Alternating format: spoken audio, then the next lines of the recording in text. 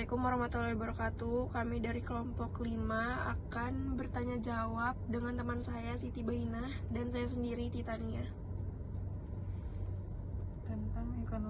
tentang ekonomi Islam. Yang pertama, saya ingin menanyakan tentang mengapa ekonomi Islam disebut sebagai solusi dalam permasalahan ekonomi dalam kehidupan sehari-hari. Saya akan menjawab pertanyaan dari teman saya, Titania Darkinanti. Karena ekonomi Islam dapat dijadikan sarana untuk meningkatkan kesejahteraan masyarakat, sehingga setiap masalah sosial ekonomi tidak akan sesuai jika ekonomi Islam diimplementasikan dengan baik dan benar. Cukup puas. Pertanyaan kedua, mengapa umat Islam diperintahkan untuk menerapkan sistem ekonomi Islam ketika melakukan jual beli? Pertanyaan kedua, saya menjawab, masyarakat Muslim membutuhkan sistem ekonomi yang memegang ajaran Islam agar terlepas dari keraguan-raguan dan penyimpangan dari ajaran Islam itu sendiri. Dengan demikian, dengan berekonomi masyarakat dapat beribadah kepada Allah. Selesai.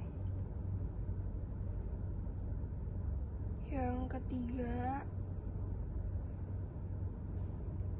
bagaimana peran pemerintah dalam pembangunan ekonomi Islam?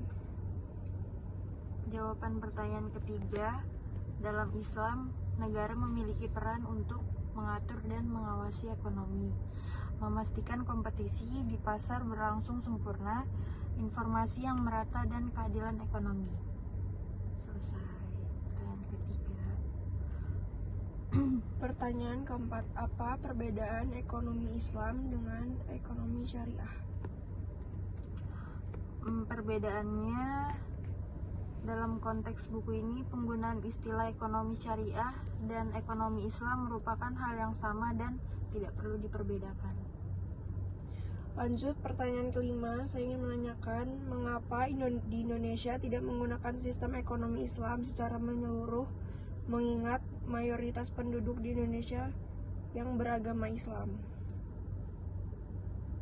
Saya akan bertanya pertanyaan kelima, mengapa di Indonesia tidak menggunakan sistem ekonomi Islam secara menyeluruh, mengingat mayoritas penduduk Indonesia yang beragama Islam?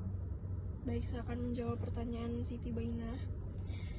Berbagai kendala yang dihadapi Indonesia sehingga sulit diterapkan sistem ekonomi Islam secara menyeluruh disebabkan oleh beberapa faktor, yaitu faktor pertama eksternal yang mengacu pada ketidakmampuan pemerintah dalam mengambil keputusan secara sepihak karena harus disertai dengan musyawarah sepakat. Faktor kedua yaitu faktor internal yang mengarah kepada perbedaan keyakinan dalam diri setiap masyarakat. Dari anggapan tersebut, sudah jelas kendala yang dihadapi Indonesia, yakni perbedaan keyakinan bagi setiap individual agama menjadi faktor yang mencolok sehingga tidak serta mengambil keputusan pada suatu pihak saja. Ya, untuk pertanyaan keenam, mengapa kebanyakan masyarakat Indonesia masih enggan untuk bertransaksi di perbankan syariah?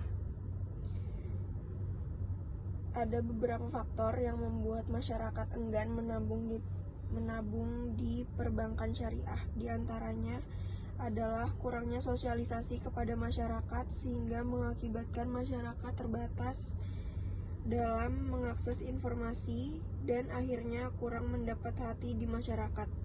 Selain itu, faktor lain yang mempengaruhi masyarakat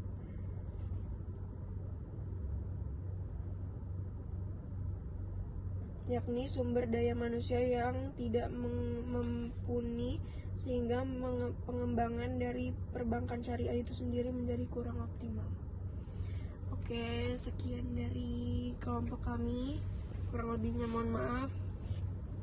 Wassalamualaikum warahmatullahi wabarakatuh.